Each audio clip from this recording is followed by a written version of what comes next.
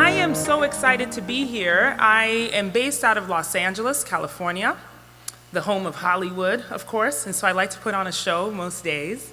But my journey has taken me through many brands and lots of experiences. I've been in marketing and advertising for a little over 20 years. I know I look very young, right? But I'm actually quite seasoned in this business.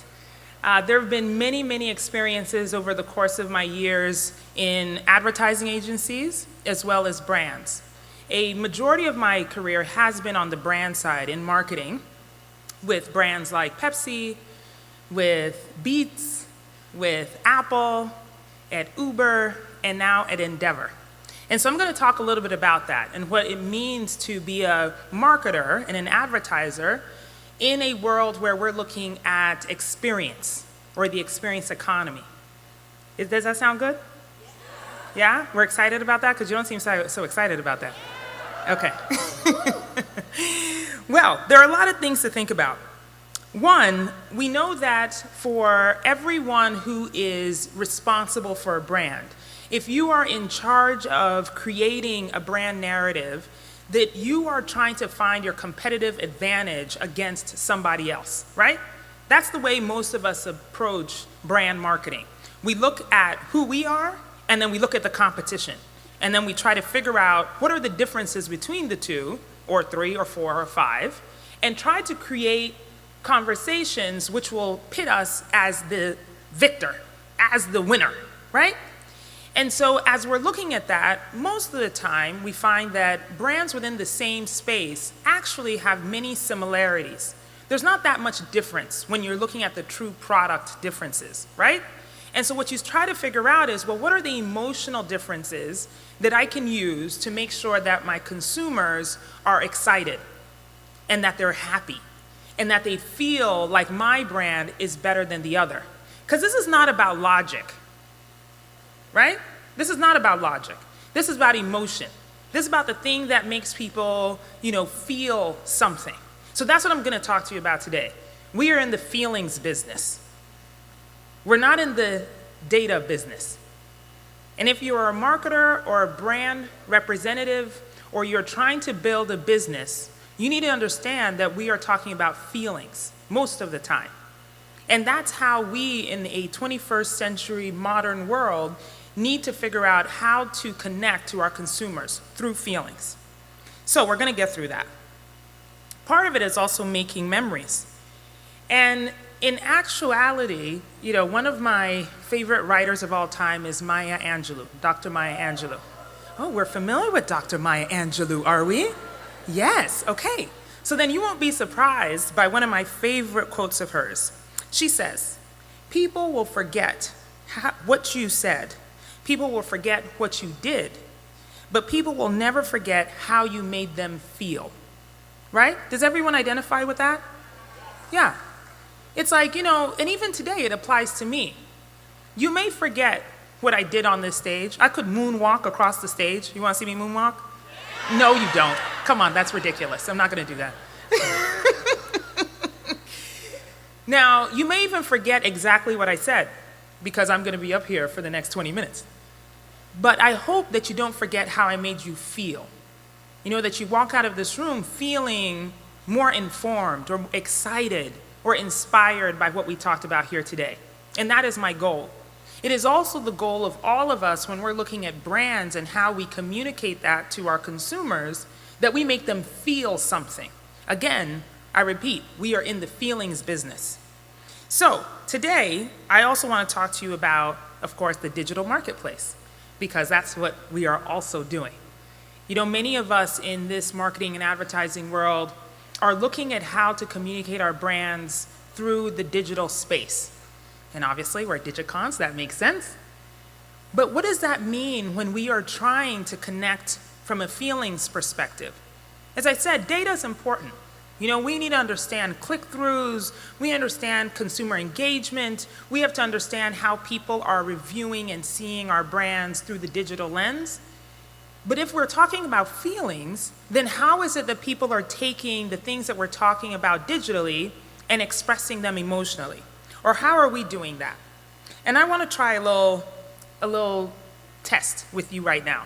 Because again, talking about feelings, I want to put you in the driver's seat, okay? Because oftentimes, again, we look at data and we look at all of the numbers, you know, and try to make our businesses more viable because we're seeing either great numbers or we're seeing a dip, and we try to change our strategy to make it more engaging, right? But oftentimes what we forget is that we're talking about humanity and that we are all human, right? Are there human beings in this room today? Yes, we're all human beings. We all have emotions. And so why don't we use that more, you know, in the information that we're trying to share? So we're going to take a little poll to test our feelings. Are you comfortable with that? Okay.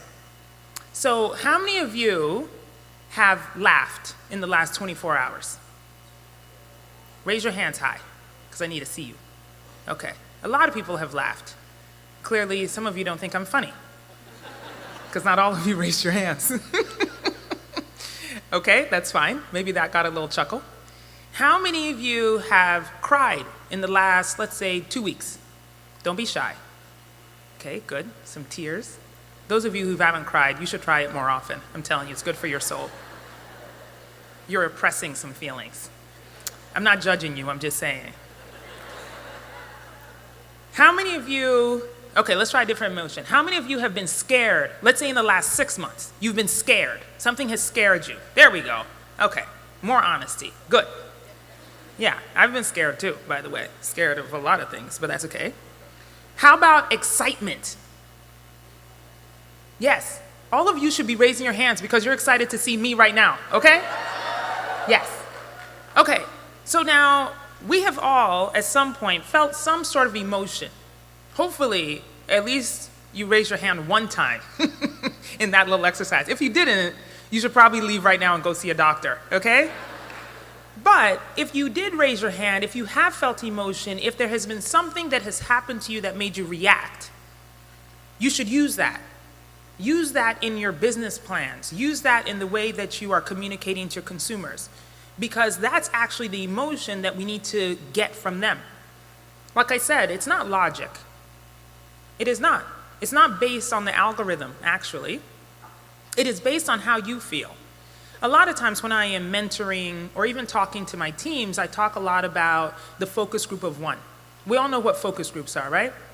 You know, we take a poll, we see how many people like it, how many people don't, maybe we change our strategy based on those numbers. But how often do you look at the work and say, I like it, or I don't like it? Do you ever do that? You should. You know, it's the thing that's going to make it that much more interesting. It's the thing that's going to give it power and excitement because you actually like it. I often work off an intuition. You know, some people call it your gut, you know, your feelings. Some people say it's a vibe. You know, but your intuition, the gut reaction, the thing that makes you sit up or laugh or feel scared or cry or whatever that emotion is, you need to work on and trust it for the strategies that we're creating for our brands. As we think about an experience economy, those are the types of things that we're trying to elicit from our audiences and from our consumers. And so don't be afraid to use yourself as the test case. If you like it, maybe somebody else will like it. If you don't like it, don't talk yourself into liking it. That's probably a bad idea. Oftentimes, have you ever done that? You know, where you're just like, it's not that cute. Or, it's not that interesting. But you think, oh, you know what, I have to make this good for the masses. I have to make sure that everyone will like this. Well, what happens is that we end up taking the edge off of whatever thing that we're trying to create, and we water it down, and therefore it's no longer interesting. By the way, it's no longer interesting to anyone. So how do we make sure that the feelings that you have, the intuition that you have, the thing that made you excited or happy or scared, or maybe hopefully your product isn't scaring anyone, but you know, however you're trying to communicate, make sure that you feel a visceral reaction. And therefore, the brand that you're trying to communicate will also deliver the same feeling. So let's think about this, technology and the impact that it's had on our world, right? Most of us communicate through technology. whether it's our devices that we're holding in our hands. I see a lot of people have devices. You're taking photos or videos, or maybe you're texting your boyfriend or your girlfriend or something. I don't know. You should be paying attention to this, but maybe that's what you're doing. But let's try another poll. So how many in the room have an Android device? Okay. How many of you have an iPhone? Okay. We're kind of balanced. All right.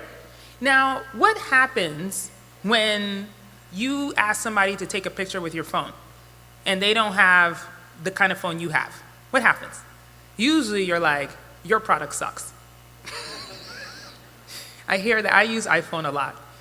And most people who have a Samsung or an Android, they look at my phone when I ask them to take a picture, they're like, why don't you have a Samsung? You know, the picture's gonna be so much better.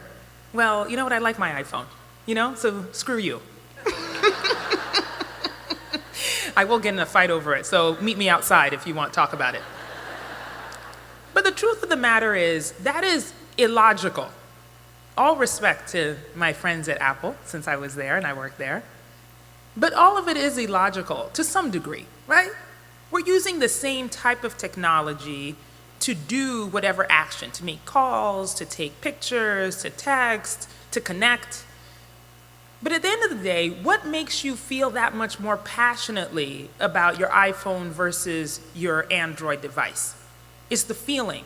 It's some marketing message that has been told to you that makes you feel like either you're cooler than, or you're better than, or somehow you're more important because you're holding a certain device in your hand, right? Like, don't you feel that much cooler when you unpack your iPhone? To my iPhone lovers out there? And don't you just feel so sorry for those Android people? You see what I'm saying? I'm getting booed. Can you imagine? This is part of the emotion I'm talking about. But it's so good. You know, it's good. This is the type of thing that we need to work on for all of our brands, and as we communicate our brand propositions. We want to get that kind of fire. You know, it's like sometimes I go on Facebook around the time when the new iPhone is being launched, and have you seen people fight? You know what I mean? They get in real arguments, like as if it really is impacting their lives. It's incredible. I jump in there sometimes just for fun. I'm like, yeah, you suck, you know? Just because I want to see what happens. I need a little excitement in my life. But honestly, that is part of what we're discussing. You know, how do you make your audience feel excited about your product? How do you make sure that they have the passion around the thing that you're trying to create? I'll give you some examples from my own experiences, because humanity is what drives all of this passion. You know, this focus group of one. Usually when I'm sitting in my office at a brand and I'm thinking about how else to communicate the proposition, the brand proposition, I turn to several examples in my own career. So when I was at Pepsi, I was the head of music and entertainment marketing there. And my job was, yes, to sell more soda at the end of the day, right? I was there to sell more cases. If I wasn't selling cases of Pepsi, what would happen? Yeah. In my review time, they'd be like, Boz, you're not doing a good job, get the hell out of here. You know?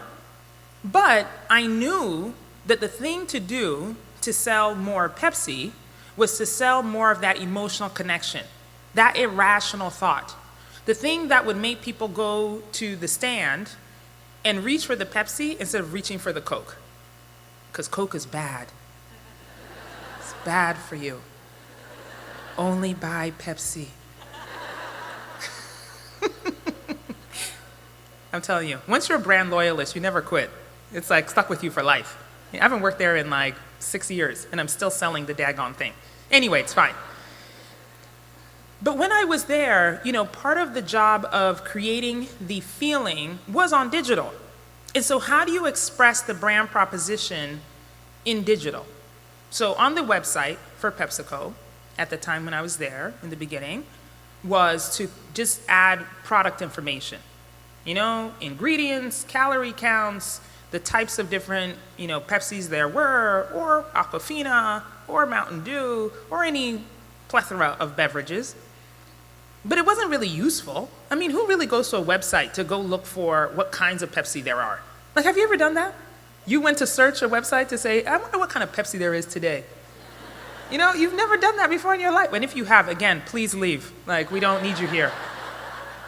You're not sophisticated enough to sit with us. But the point of the matter was, how could we use our platform, our website, to engage? And we turned it around. We decided, you know what, get rid of all that information, because people really, at the end of the day, you know, they know what kind of Pepsi there is. What they really wanted to know was, what are the programs and excitement, like what's the fizzy?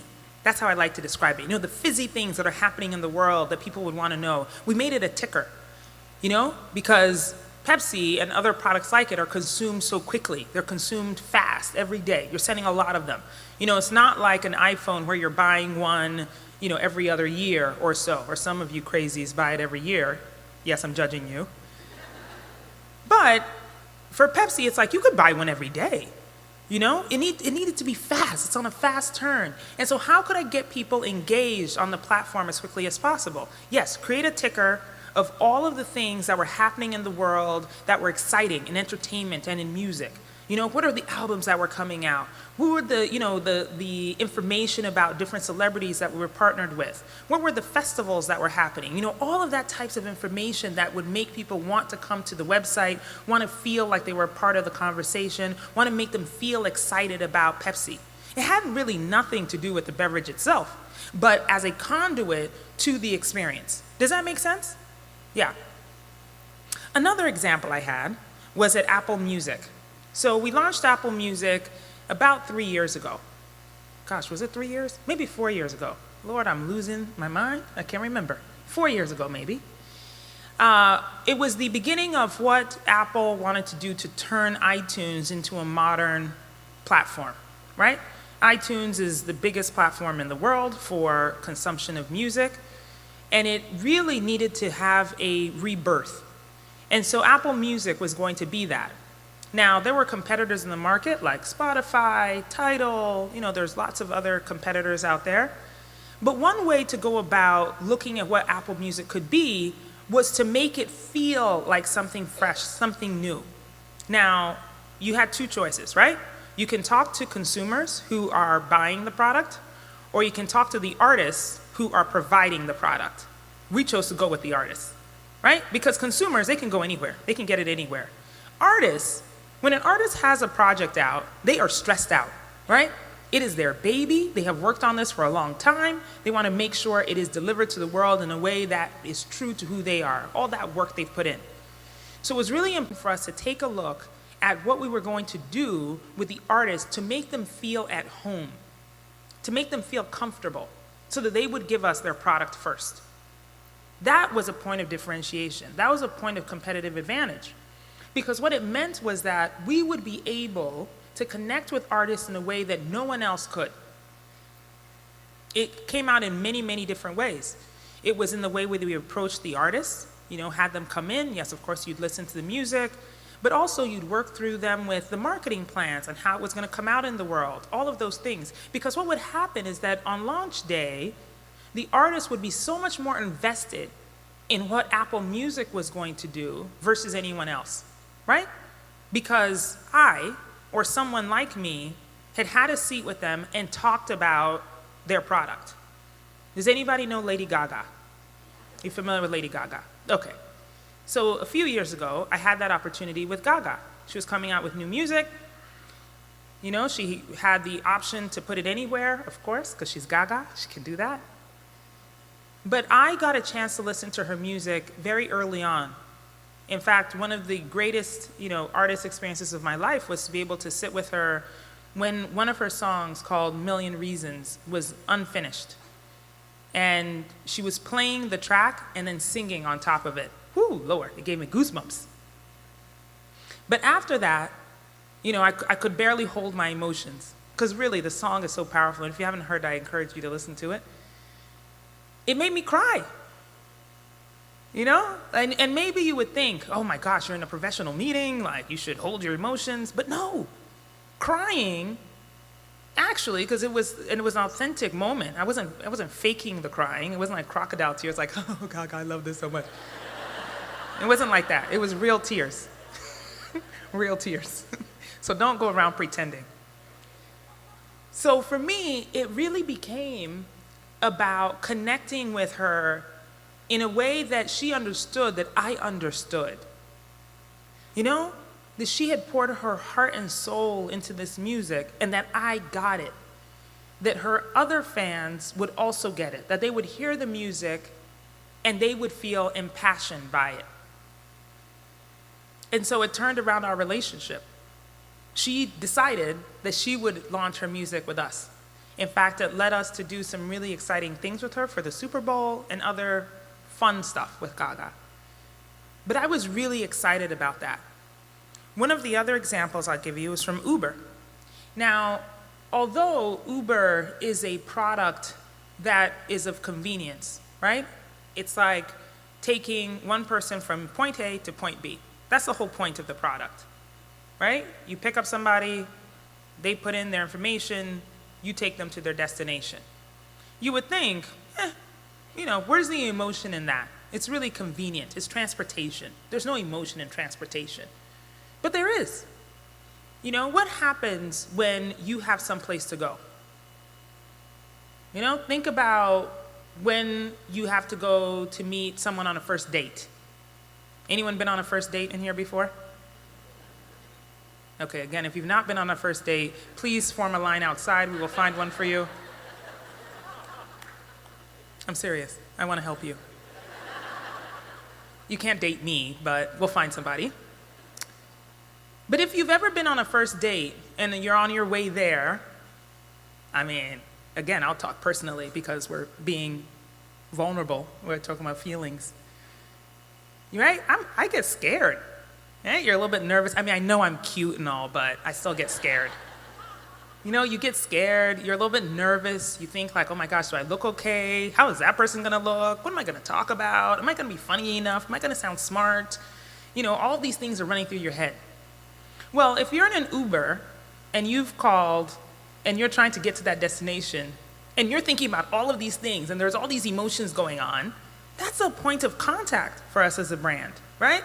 That's a point for us to either calm you down, make you feel more pumped up. You know, maybe the driver can turn on some music to get you in the mood. You know, there's all kinds of things that can happen there. For me, it so happened that part of this experience I wanted to show to the world. And so we partnered with LeBron James, who is an NBA player, a star. Anybody know LeBron James up in here? Yes, we love LeBron. So LeBron, by the way, he just became a Laker. So he's LA based. I will be going to the court, okay? I won't be playing because I like my stilettos, but I plan to be sitting there cheering for him. In any case, partnered with LeBron and his production company to film a series of other basketball players who could sit in Uber and talk about anything that they thought about, right? The emotion of whatever they were going through. And it was really interesting to hear the types of things they talked about. LeBron, for one, decided that he wanted to talk about his experiences of not just being a basketball player, because that's what mostly journalists ask him, right? When he's on stage or he's in front of a microphone, people are asking him about how he plays the game, because he's a good basketball player. But he's a full human being, you know? He has children, he has a wife, he has feelings. There are things that happen to him daily that cause him to be excited or scared or nervous or whatever. And so essentially I just said, you know what, get in this Uber and talk about anything that you want. Tell us anything that you're feeling. Well, it so happened that he was feeling a lot. You know, he was feeling a lot of things about the President of the United States, which people didn't like him saying. And in fact, what happened is when we released the commercial and the long form, which was 18 minutes long. I know it's like usually anyone who's like in content, digital content would be like, 18 minutes? Like you put 18 minutes of content out? Yes, I did. It was good. By the way, don't let anyone tell you that you can't put 18 minutes of content out. That's a load of crap. You can, okay? So if you're fighting that battle right now, tell them that it's fine. But the 18 minutes was him talking about his feelings about being a black man in America and what that means for him today. It's a real challenge. You know, he has a home in Brentwood, which is a very luxurious part of Los Angeles, very expensive to own homes there. And there had been spray painted the N-word on his gate. You know, and he needed to explain that to his sons, young black men, you know? And it was painful for him. And like I said, he talked about his feelings about the President of the United States, which some people didn't agree with. And there was a certain journalist who decided to vent her frustration and say, you know what, he's an athlete, he gets paid a lot of money, so he should just shut up and dribble. We don't need to hear his opinions. Well, you can imagine that that sparked a debate. Like, really? Is he not a human being? Does he not have the opportunity to have a point of view? Can he not say what he feels? And it's an amazing thing because what happened in that conversation is that all of that happened within Uber. That all happened within the product that I was essentially selling. But it became so much more. It became an emotional conversation. And now I'm even proud to say that he's about to launch a documentary called Shut Up and Dribble. I mean, I feel very cute. But it is an interesting conversation for us as people who are in charge of brand conversations and marketing dialogue to think about how much more we can utilize feelings and emotions to attach to our brands. The last example I'll give you is from my current position. Now, I've only been in my job, my new job, for 2 months at Endeavor. So don't scorecard me yet. I'm still learning to find out where the bathroom is. But I'm very excited about it because Endeavor is the parent company for a lot of different brands. You know, WME, which is the talent agency, it represents a lot of people. Actually, it represents LeBron and Serena Williams and The Rock and other folks like that. Maybe some of you know, Matt Damon, Ben Affleck, you know, a lot of folks. And IMG, which is the fashion brand, representing a lot of models and designers and Fashion Week. Is any of this resonating? Yes? Yes. Also Miss Universe. Yes, we like Miss Universe, woohoo. And the UFC, which is the Ultimate Fighting Championship. By the way, on Saturday, I'm going to Vegas to go watch McGregor fight, and I'm a little bit nervous. I'm a little scared about this. See, I'm telling you my emotions. You see how this works? I'm sharing my emotions with you. Yes. It does feel like WME, IMG, Miss Universe, the UFC, all of those brands have an opportunity to connect emotionally with their audience, right? In this particular job, one of the things I have to do as a brand steward is to figure out how do I bank on the emotional currency of those people that we represent, or the brands, right?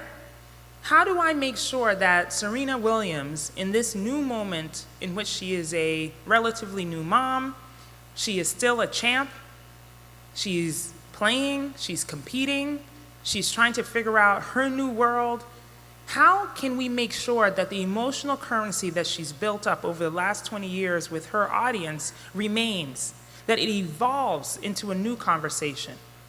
Because there are probably new fans who can connect with her in a different way now than they did with her as an athlete. You know, people are looking at her like, okay, she's a working mom. How does that work? You know, how does she balance that? How does she get up and work out? How does she continue to have the same fight and the same focus? Many women in here probably think the same thing. If you're a working mom, you think about all of those things. So how can I bank on that emotional currency to connect to her audience? Or like Miss Universe, we're in a moment of women's empowerment, you know, and our businesses and that business needs to evolve. And so how do we evolve it into being much more than a beauty pageant? How do we make sure that the women who are competing are seen for the wholeness of themselves? How do we make sure that we are indebted to the kind of competition which makes people feel passionate? You know, I get very excited about these things. And I feel that in this moment, we're able to make sure that the feelings that we have are validated not just by the audience, but into our product. And I'll be successful if I'm able to connect those two things. Does that make sense? Yeah. And so as I'm thinking through all of this, there is something else that underrides all of this. Now, I told you before that you have to take on your own story and your own experience as the lead for how you approach your business and your strategy, right? Don't discount that. For me, it's been a real journey. I'm an immigrant to the United States. My parents are originally from Ghana in West Africa. I went to the US when I was 12 and had to learn a lot about the culture there, right? It was very different from where I had been. It meant I needed to watch a lot of TV, I watched a lot of movies, I listened to a lot of music, I read a lot of magazines. I studied it like I was getting a PhD. I was 12.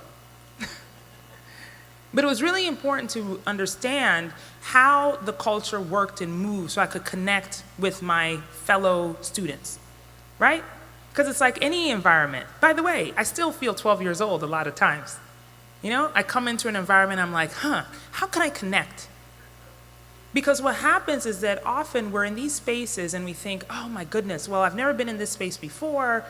Should I shy away into the corner? Should I, just observe? No, we need to engage. Because you as an individual do have something really important to contribute. I feel that way.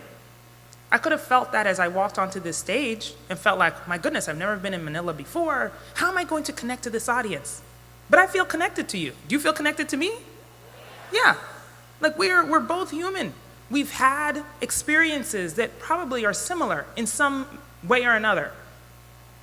And I bank on that in my own experiences of making sure that as I'm creating strategies around the experience for brands, that I'm using my own experience to inform that. It is important. Because no, not every person that I am talking to as a brand steward is an immigrant. Absolutely not. But do they have some experiences of feeling like an outsider? Has anyone out here ever felt like an outsider? You walk into a room and you're like, who do I know? Who do I know? Nobody. Okay, let me stand over here in the corner and just close my eyes, maybe I'll disappear. Or have you ever been in a conversation where everyone is talking about something and you have no idea what they're talking about? Oh, okay, girl. You sound like you really... Somebody help her, please. I hope you're not feeling that way in this conversation. But it does feel that way sometimes, right?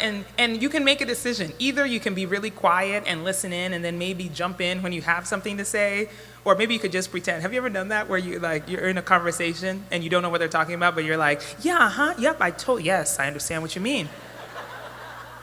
And God forbid somebody asks you something specific and you're like, how are the eggs today?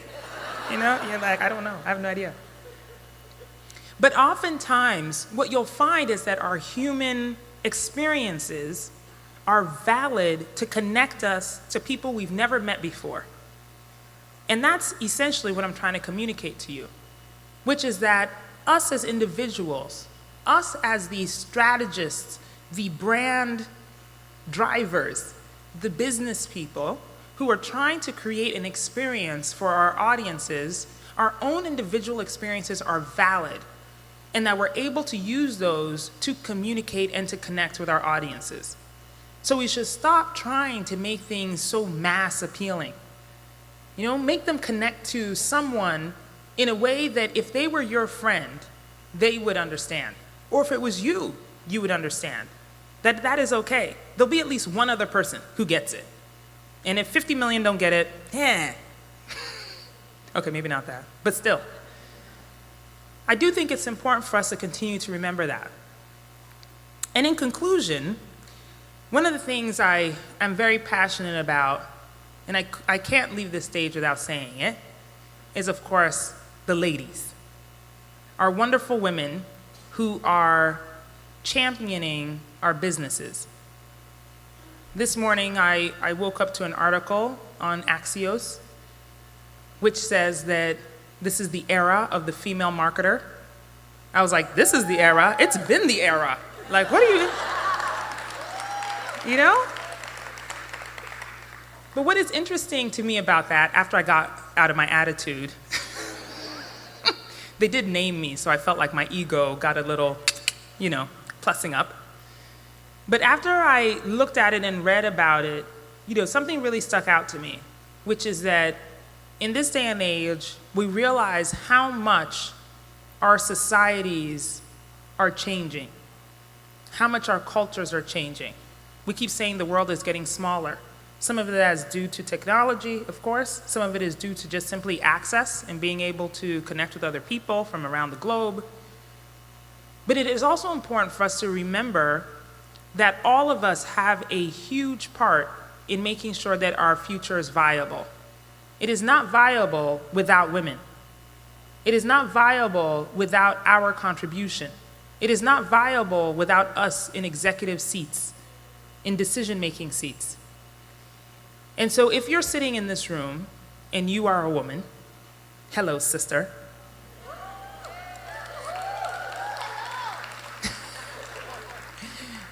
Know that you have a community, those who were cheering and applauding just now, who are supportive of our work, of our abilities, that our time is right now. The future isn't female, the present is female. And so it's time for us to make sure that we are not only recognized in our environments, but that we are in executive positions. If you are a man in this room, I have a message for you too. Hello, brothers. I want you to support the women. This message was not about you. You were mistaken. This is still about the women. Yes, I want you to support the women. Those that are in your businesses, those that are in your executive ranks, and even your customers. That as the population grows, as we look at how the future is being shaped, we know that the evolution is coming in the way that we run our communities, in the way that we run our organizations. And if you are not currently paying attention to the women, yes, both internally and externally, you will be left behind. This is a warning. Heed the warning. Save yourself. It's really important, even with all of the jokes aside, that we make sure that our businesses are that much stronger for those of us who are interested in making sure that our businesses thrive, that they are full, that they are complete. That can't happen without the voices of so many in our communities that are right now being silenced. So I want to make sure that we are supportive. Can I hear it for the women? Yes. Sorry, that wasn't good enough. I want to hear it for the women. Yes. All right. Now, just the men. I want to hear you yell for the women. Men, go. There you go. So if you're sitting next to a man and you heard him yell, keep him accountable. He was screaming just now, very excited about making sure that you are a part of the future of our successful businesses. So with that, I want to leave you with this, because I think I'm supposed to be not talking anymore. Somebody's going to come and yank this microphone at any moment. I've had such a good time, and we'll continue the Q&A, but I do want to leave you with this thought about our humanity. Oftentimes we do rely so much on our data and our information that is driving a lot of the technology that we are creating around our digital spaces, but we forget our humanity. We forget the fact that our feelings and our emotions are what are going to drive our businesses forward. And so if nothing else from this talk, if you don't remember what I did here, or you don't remember what I said here, remember how I made you feel. And I hope that you'll carry that with you. Thank you so much for being a great audience.